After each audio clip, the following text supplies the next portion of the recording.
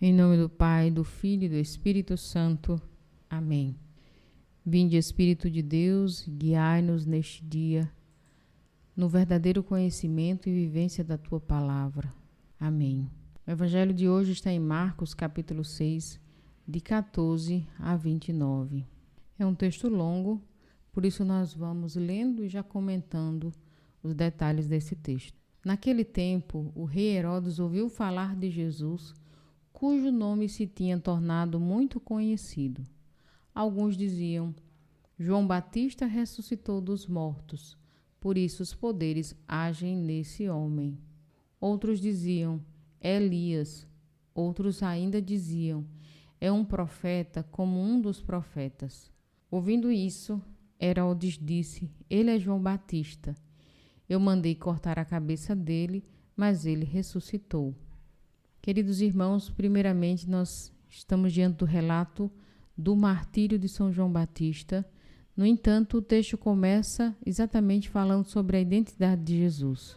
A grande pergunta no Evangelho de Marcos é: quem é Jesus? Então, constantemente, as pessoas estão perguntando isso. E aqui o rei Herodes escuta falar e pensa exatamente a mesma coisa. Quem é ele? O rei vai pensar que é João Batista que ele havia matado. Primeiro, quem é esse rei Herodes? Este é o Herodes chamado Antipas. Um esclarecimento importante: existem alguns Herodes citados na Bíblia.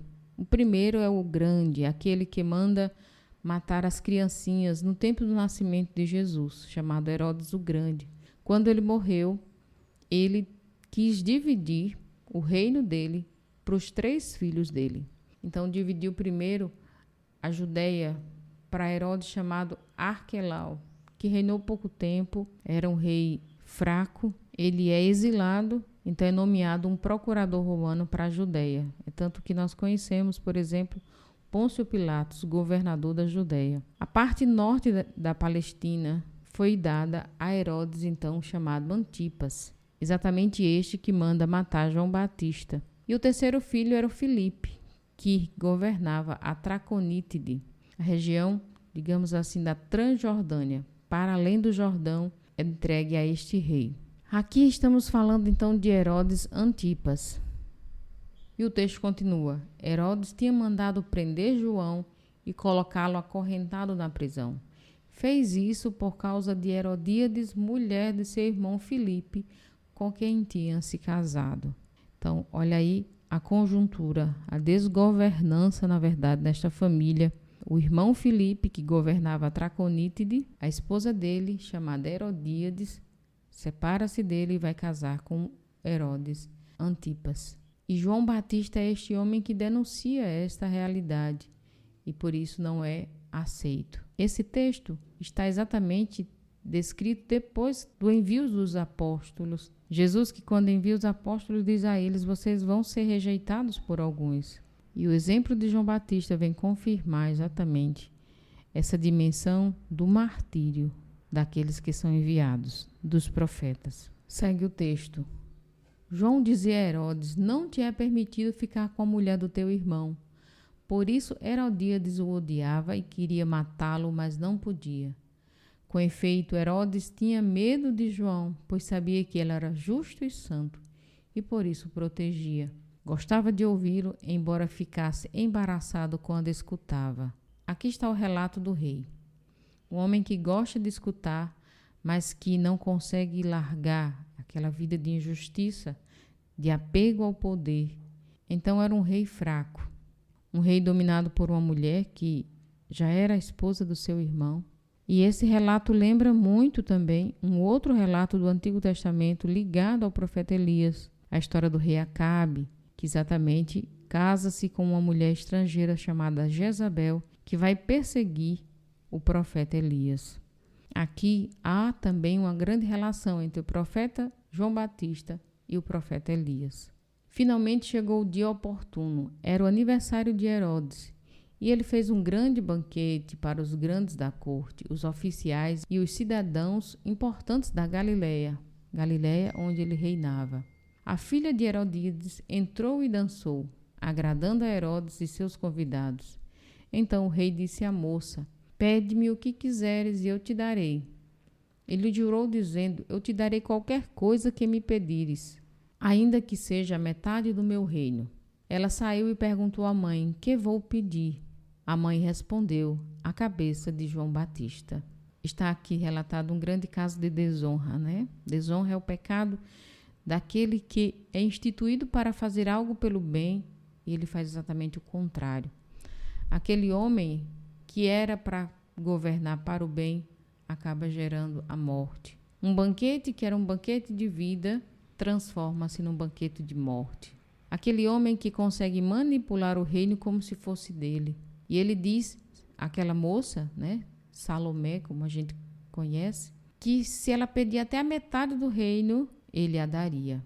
Ela vai perguntar à mãe e a mãe não pede a metade do reino, pede a cabeça de João Batista. Por quê? Porque ela sabia que João Batista era o grande entrave para que ela tivesse o reino todo. O reino da Judéia já havia sido entregue aos romanos, porque o rei que havia sido instituído era um rei fraco e foi exilado. Ela já havia se separado do rei Filipe. E agora, com Herodes, ela na verdade quer dominar tudo. Então, ela sabia que o entrave para isso era João Batista. Ela não estava pedindo a metade do reino. Com a morte de João Batista, ela queria, na verdade, o reino todo. São aquelas pessoas que conseguem fazer o golpe certo, não é? A sede de poder, poder acima da vida, fazem com que elas pensem estrategicamente e passem por cima de quem quer que seja que possa destruir os seus planos.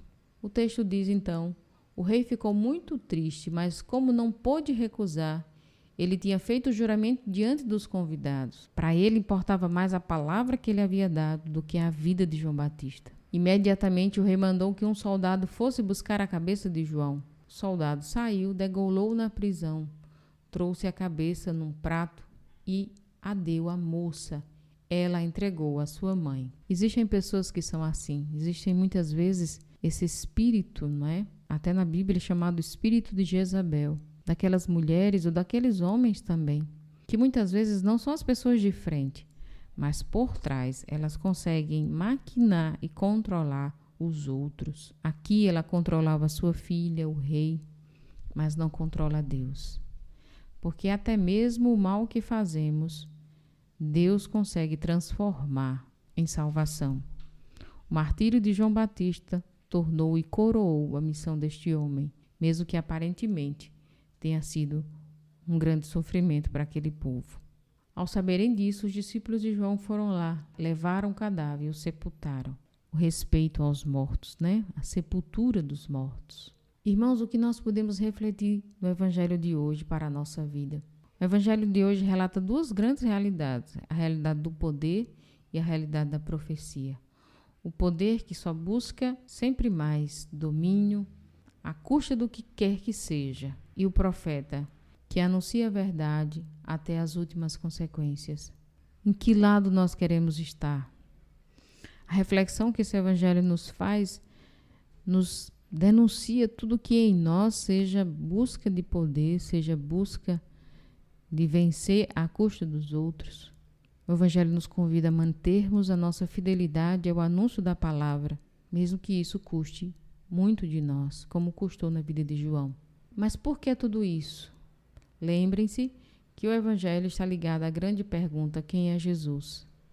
Nós só saberemos que lado escolhemos na nossa vida quando nós sabemos quem é Jesus.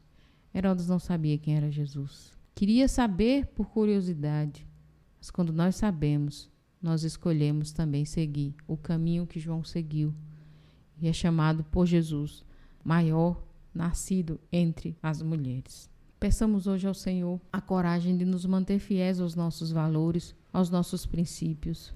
Que seja destronado todo o poder maligno, toda essa tendência de manipulação das pessoas que hoje nós vemos no espírito do mundo, poder acima de tudo. Nós te suplicamos, Senhor, a coragem de sermos fiéis, coragem de permanecermos, Senhor, aonde devemos permanecer.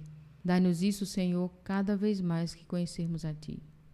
Que conhecer a Ti nos convoque à fidelidade. conhecer a Ti, Senhor, nos dê o desejo de fazer as coisas certas. Nós nos colocamos diante de Ti, te pedindo essa graça, porque só o Senhor pode conceder. E destrói dentro de nós, Senhor, todo o poder maligno, toda a sede, mesmo que discreta, despercebida, de poder, de manipulação, de mentira, que nada disso permaneça em nós, para a glória do Teu nome, Senhor, porque nós somos Teus discípulos. Amém. Que hoje o desejo de ver Jesus e conhecê-lo seja autêntico no nosso coração. Em nome do Pai, do Filho e do Espírito Santo. Amém.